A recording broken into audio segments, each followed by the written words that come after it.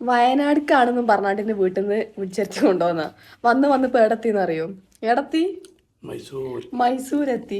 അപ്പം നമ്മളെ മൈസൂർ ട്രിപ്പിന്റെ ബാക്കി കഥ പറഞ്ഞുതരട്ടോ. പിറ്റേ ദിവസം രാവിലെ ആയപ്പോ എനിക്കൊരു മെസ്സേജ് വന്നിട്ടോ, എടാ ഞാൻ മൈസൂർ 5 മിനിറ്റ് കൊണ്ട് എത്തുങ്ങളൊക്കെ എവിടെ ഉള്ളതെന്ന് ചോദിച്ചാണ്ട്. സംഭവം എന്താന്ന് വെച്ച് കഴിഞ്ഞാല് വയനാടുള്ള എന്റെ ഫ്രണ്ട് ആര്യ ഓളെ ഹൈദരാബാദ് ട്രിപ്പ് കഴിഞ്ഞിട്ട് തിരിച്ച് വയനാടിക്ക് പോവാൻ ടിക്കറ്റ് ബുക്ക് ചെയ്തിട്ടുണ്ടായിരുന്നത് മൈസൂരിനാണ് കേട്ടോ. അൺഎക്സ്പെക്ടഡ് ആയിട്ട് നമ്മളെ കണ്ടതിന്റെ സന്തോഷമാണ് ഓളെ മുഖത്തുള്ളത്. പിന്നെ ഓളെ ബസ്സിൽ കയറ്റി വിടുന്നവരെ നമ്മൾ അവിടെ ഉണ്ടായിരുന്നു കേട്ടോ. അവിടെ നമ്മൾ നേരെ പോയത് രാത്രി കണ്ടുണ്ടായിരുന്ന ആ ഒരു പള്ളിയിലേക്കാണ് കേട്ടോ. സത്യം പറയാലോ, ഇത്രയും വലിയൊരു പള്ളി ഞാൻ എന്റെ ജീവിതത്തിൽ ആദ്യമായിട്ടാട്ടോ കാണുന്നത്. ഇതിനെപ്പറ്റി കൂടുതൽ കാര്യങ്ങള് ഗൂഗിളിൽ നിന്ന് നോക്കിയപ്പോഴല്ല അറിയണത് ചില്ലറ സംഗതിയൊന്നും അല്ലാന്ന്. നമ്മളെ ഏഷ്യയിലെ തന്നെ 2ാമത്തെ വലിയ പള്ളിയാണ് കേട്ടോ ഇത്. 1936 175 അടി ഉയരമുള്ള ഇരട്ട ഗോപുരങ്ങളോട് കൂടിയാണ് കേട്ടോ ഇത് നിർമ്മിക്കപ്പെട്ടത്. ജർമ്മനിയിലെ കൊളോൺ കത്തീഡ്രലിൽ നിന്ന് പ്രചോദനം ഉൾക്കൊണ്ടിട്ട് അതിശയിപ്പിക്കുന്ന നിയോ ഗോതിക് വാസ്തുവിദ്യയിലാണ് കേട്ടോ ഇത് ഉണ്ടാക്കിയിട്ടുള്ളത്. ശരിക്കും നമ്മളെ അതിശയിപ്പിക്കുന്ന ഒരു നിർമ്മിതി തന്നെയാണ് കേട്ടോ ഇത്. ഈ പള്ളിന്റെ 2 ഗോപുരങ്ങളും ആകാശത്തേക്ക് ഇങ്ങനെ തറച്ചു നിൽക്കുന്ന പോലെ നമുക്ക് തോന്നുക. മൈസൂരിന്ന് ഇത് കാണാണ്ടങ്ങൾ ഒരിക്കലും തിരിച്ചു വരരുതെന്നാട്ടോ എനിക്ക് പറയാനുള്ളത്. അവിടെ നിന്ന് ഇറങ്ങി ചെറുതായിട്ട് കുറച്ച് ഫ്രൂട്ട്സ് ഒക്കെ കഴിച്ചിട്ട് നമ്മൾ പിന്നെ പോയത് പാലസിലേക്കാണ് കേട്ടോ. ഒരാൾക്ക് 150 രൂപയാണ് ടിക്കറ്റിന് വരുന്നത് കേട്ടോ.